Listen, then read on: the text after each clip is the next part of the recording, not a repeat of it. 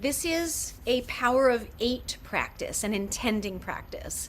Intending is a very straightforward practice of embodied prayer.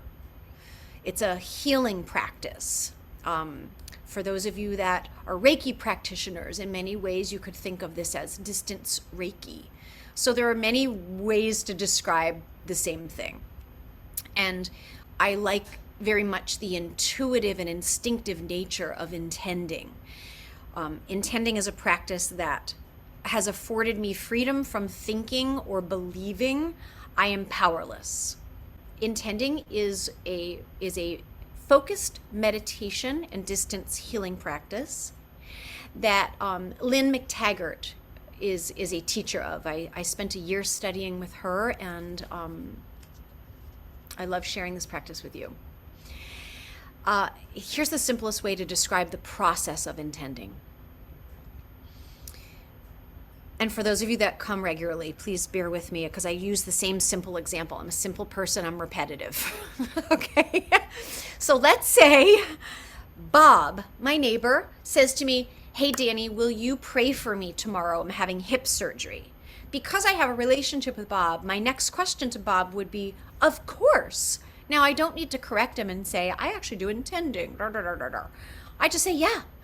And then I'm going to ask him, because I have his presence, "What specifically would you like me to pray for?" Right? Because I'm not going to assume I know.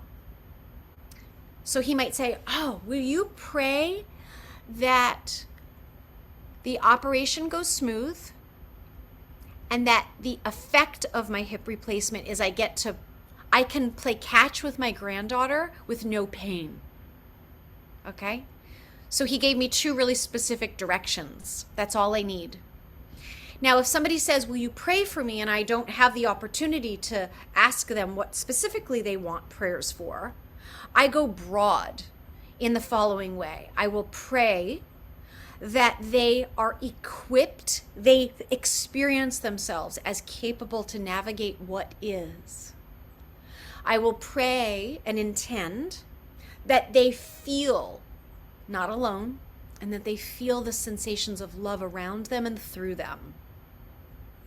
That they feel the team around them, everyone around them in their space is loving, caring, uplifting. Right? So in a way, you could use metta. May all beings be happy, healthy, peaceful, free, as your broad way of praying.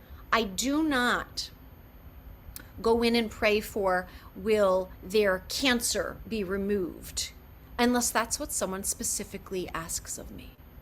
Oftentimes people are pretty clear with what outcome they want, and yet if someone isn't, then I just go broad like that. So here's the mechanics of intending. We're going to go out in the field together. I'm going to lead us right out there, and we're going to connect. And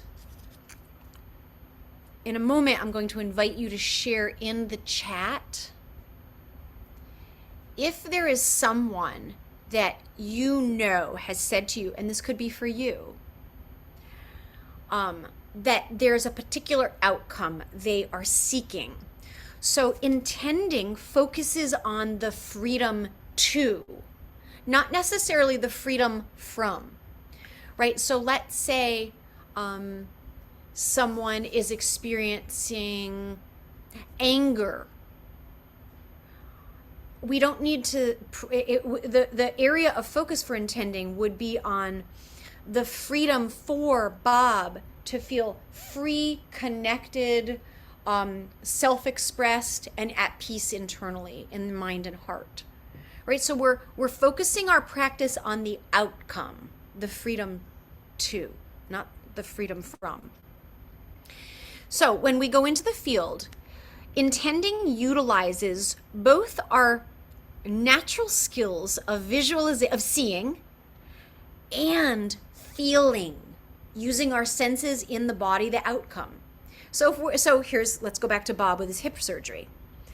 If we're intending for Bob, you're going to do this internally in your own unique way. Here's how it unfolds in my awareness. First, I might see Bob on the OR table.